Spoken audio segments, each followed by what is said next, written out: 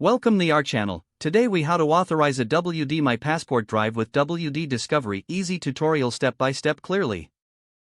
Start by ensuring that your WD My Passport drive is connected to your computer.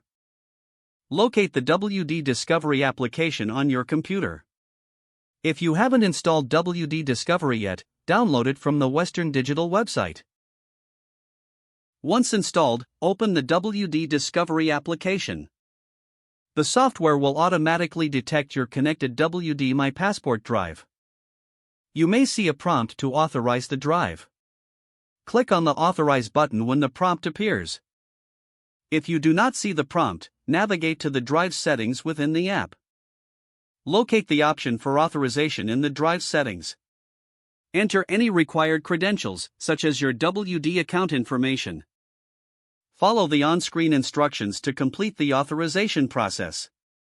Wait for the application to confirm that the drive has been successfully authorized. Once authorized, you can access all features of WD Discovery for your drive.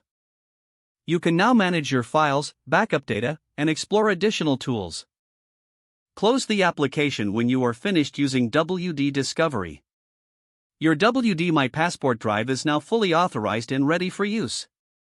If the page does not load, refresh the browser or try again in a private or incognito window. Make sure you are using the correct email address, then retype it carefully to avoid small typos. If your password is not accepted, use the reset option and create a new strong password you can remember. Check your spam folder for verification or security emails, then complete any requested confirmations. Enable two-factor authentication if available to improve account security and reduce unauthorized access risk. After signing in, review your profile details so your contact information and settings are accurate and current. If you see an error message, note it down and try again after restarting your device and internet connection.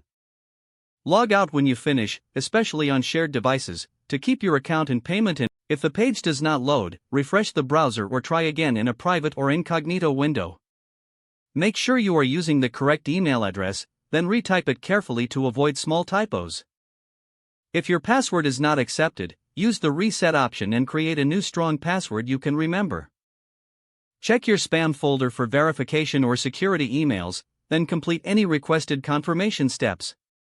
Don't forget to like this video and subscribe to our channel for more step-by-step tech guides.